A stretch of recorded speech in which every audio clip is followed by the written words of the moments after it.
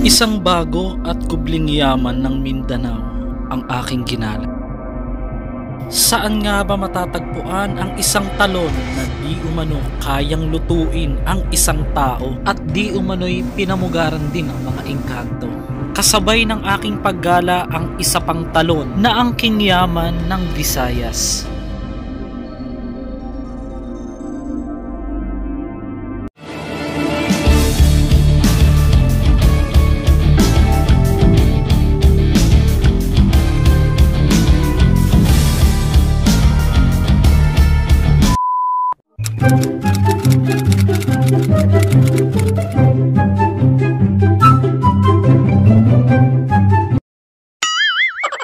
Matapos ng ating sunod-sunod na gala sa Luzon ay ngayon naman susubukan nating puntahan at galaan ang iba pang mga magagandang lugar sa Visayas at sa Mindanao.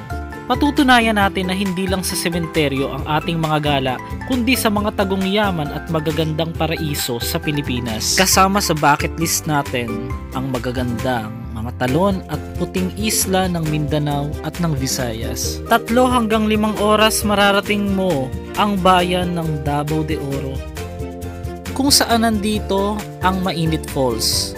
Tiyak mabubusog ang mata mo sa mga bulubunduking daan ng hilagang parte ng Mindanao.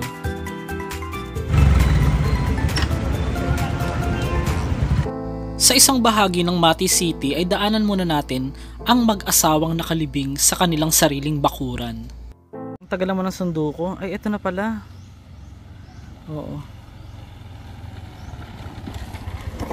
Ito na si Bong Navarro. So mga master, ngayon nandito tayo sa Mati, Davao de Oro. Ngayon, ito po isakop ng Kasinihan. Oo, Barangay Kasinihan. Dito po sa Dawan. Dawan, tawag dito. Pagpasok pa lang ay napapalibutan na ito ng puno ng mga niyog. At mapapansin niya natin na nag-iisa lang talaga ito. 2 puntod na wala na, hindi naman siya sa sementeryo. Kumbaga, parang 2 puntod sa hindi sementeryo ng lugar. Kasi ito po siya, magubat, yan. Ito guys. So, ang taba na. Nananaba si Master G. Kasi kakagising ko lang, bloated pa yung mukha ko mga master. Ito, papakita ko sa inyo. Ito, ano kaya? Sino kaya itong mga to, no? Kakaiba. May lumang picture sa taas. Tapos, ayan. Ang nakalibing dito sa left side ay lalaki. Oo. Tapos 1930 siya pinanganak, namatay ng 2001. Tapos namatay naman ng 2019 itong babae sa kanan niya. At parang meron silang pinasadya yung sarili nila. Sa sarili nilang lupa sila kumbaga mag-asawa sila, mga master. Sa sariling lupa sila inilibing. 'Di ba?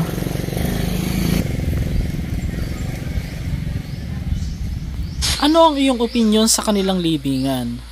Marapat lang ba na maglibing tayo sa sarili nating bakuran o mas magandang nasa sementeryo talaga tayo?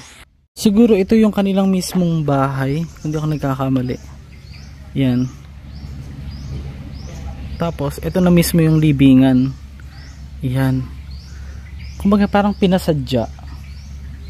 Mga master. Ang gaganda ng mga dito, puno lalaki. Tapos ito pa meron dito mga gusto mong maggata ka lang ng niyog.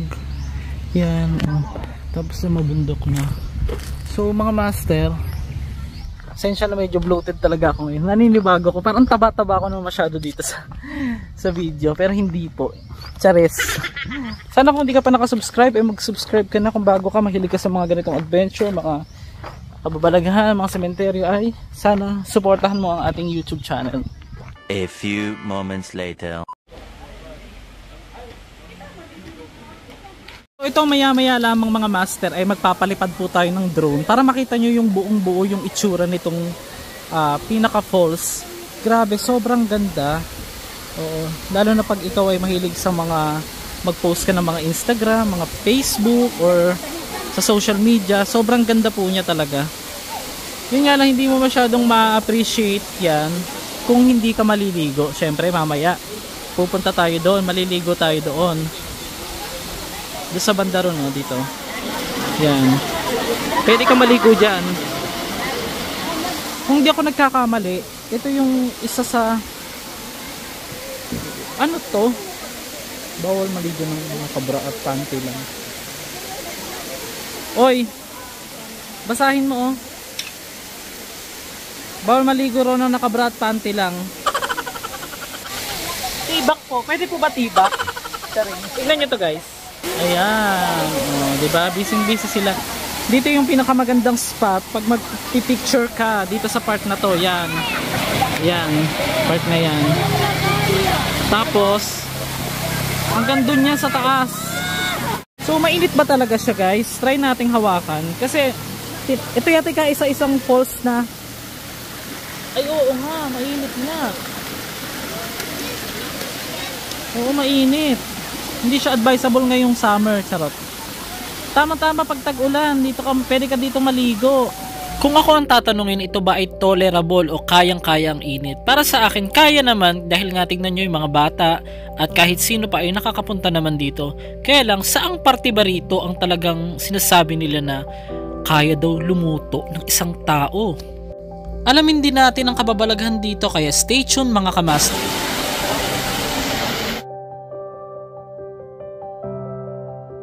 Tapos may kinuwento pa si ate na punong kahoy, tapos buhay yung puno, tapos may kumukulo dun sa ilalim. Anong galing naman. Mapapansin sa palibot ng talon ang mga berdeng puno na buhay. Pero ang pinagtataka ng mga taga rito, papaano nga naman doon nabuhay ang mga ito dahil sa sobrang init nga naman ng talon na mas mainit pa yung pinanggagalingan sa itaas. Isang malaking misteryo daw ito para sa kanila. Kung paan siya sir, kung nilo pa na siya sir, dito din mo makita ka ng tao na nahimong bato. Ang sada? Pag malinis daw yan, dyan mo daw makikita yung tao na naging bato. So yun mga master ah. Oo ba? Pag malinis daw to, so mamaya makikita nyo rin din yan. Yung view Pag walang mga puno, makikita dyan yung ano? Sa unang panahon sir, dito manggugmi sa punuan ani magaligo. Doon daw sila sa kahoy, doon sa sa dulo nito ng puno, doon daw sila naliligo. Sa pinakaitaas. Oo, sa itaas, sa dulo. Mainit talaga yan dati pa. Dagdag pa ni ate ay talagang dun sa pinakitaas sila nung unang panahon pa naliligo. At doon nga daw meron daw dong isang lugar o isang pinagbubukalan ng tubig na kahit sarili mong balat o kahit ang isang tao ay talagang maluluto kapag nahulog dahil sa sobrang init nga daw nito. At sa kanyang kababalaghang kwento, meron daw dyan isang tao nung nahulog daw ay naging bato. Ayon sa kanilang mga salit-saling kwento na o kwentong bayan na kung malinis mo o mahawan ang pinakapalibot ng talon na ito ay makikita raw o lalabas ang isang tao nga na naging bato dahil nahulog mismo sa pinakatalon. Susubukan natin guys kung gaano kainit. Nagpaa tayo. Ayan.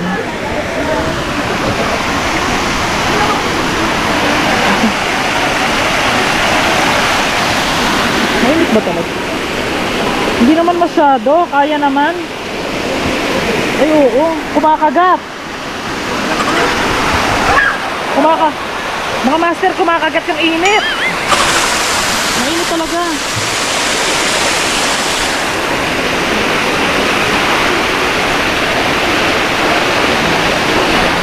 Ay oo nga, mainit nga guys.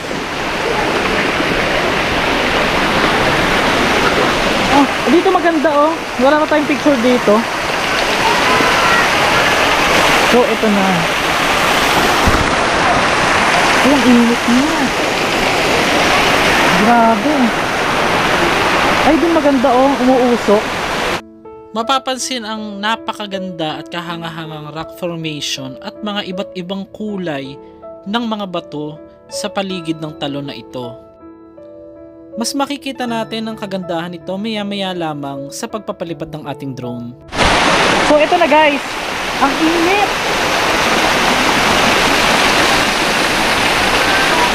Grabe!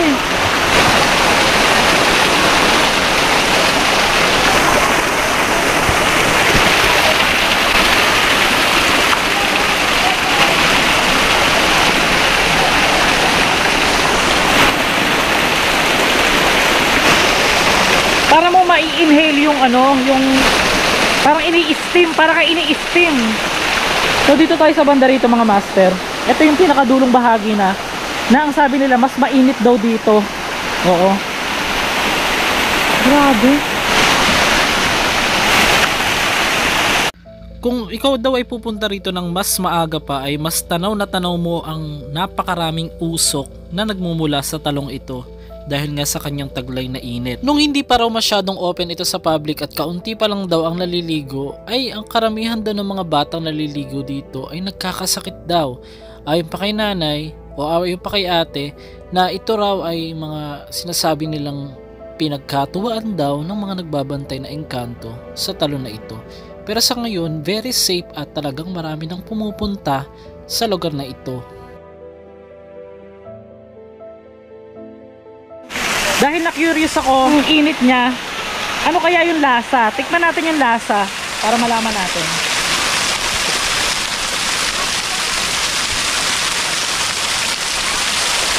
Maalat-alat.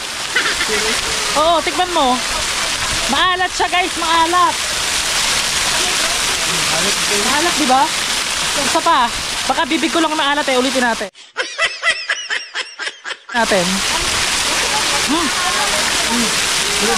Maalat nga. Maalat yung tubig, tikman mo day. Ay, pumasok na.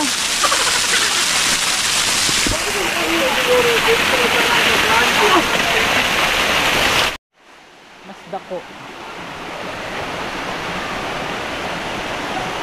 Punta tayo sa kabilang bahagi.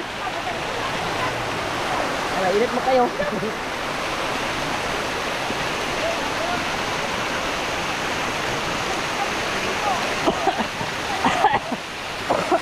Para ka masasuffocate, guys.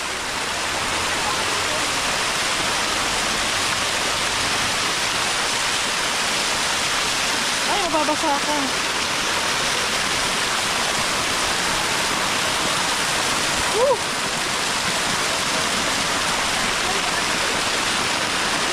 Grabe.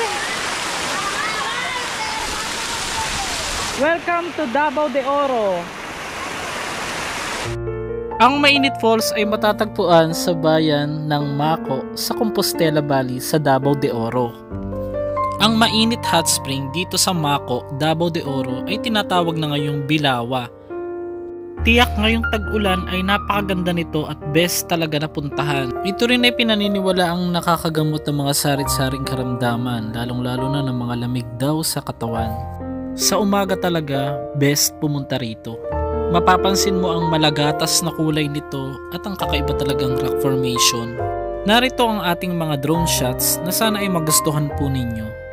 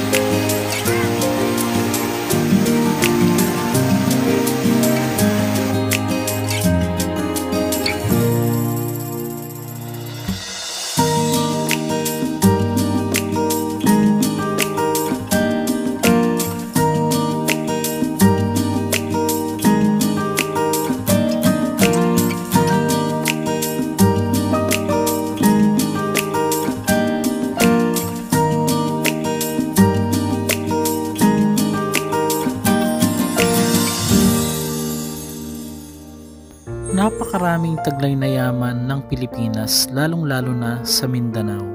Hindi ko inasahan na ganito pala kaganda na masilayan ito sa mismong pinakalugar niya na napuntahan ko personal.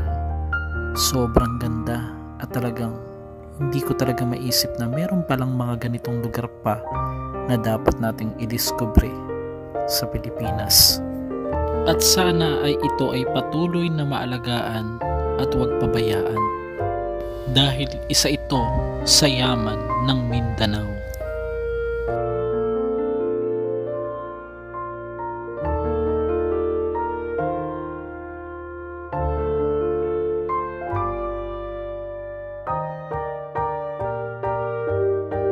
Isa sa aking hangarin ang galain ang buong Pilipinas at ipakita ang yaman at ganda nito.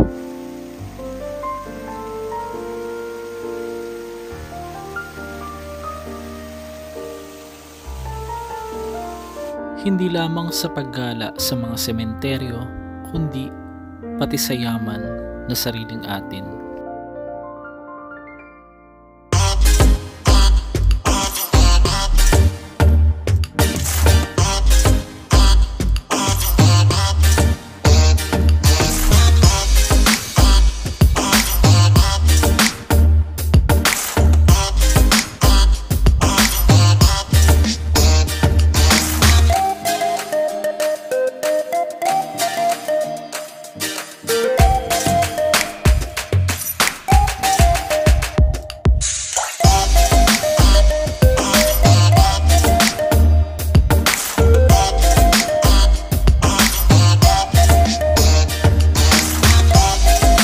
Magmula Tacloban City ay mararating natin ang bayan ng Calbiga sa Samar, kung saan matatagpuan ang napakaganda at napakalaking falls na di umano ito raw ay tinatawag na pinaka-Niagara Falls ng Pilipinas. Walang iba kundi ang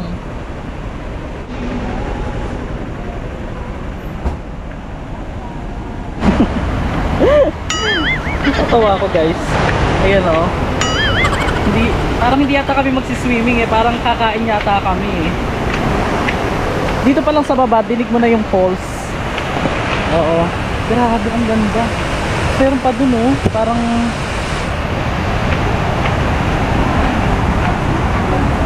ayan. Ang ganda guys. Tingnan nyo dito sa harapan. Hello na yun. Meron ditong hanging bridge. Ano to? Natural na ba to yan? Oo. Tignan nyo to guys mga natural na mga rock formation dito.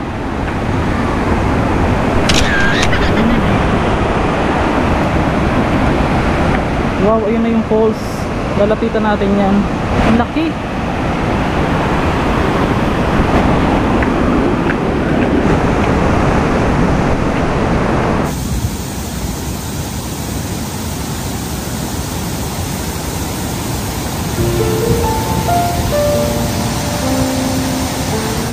Sa lakas nga ng impact o current ng tubig dito ay talagang masasabi mong may pagkakahawig ito sa Niagara Falls sa Amerika.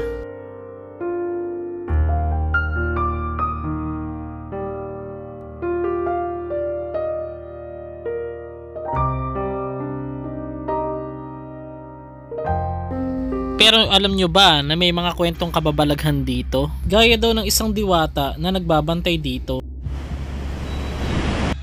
Tinawag nga itong Lulugayan Falls dahil nga sa hugis buhok o nakalugay na buhok ng isang diwata na di umano ito raw ang nagbabantay at nagpoprotekta sa talon.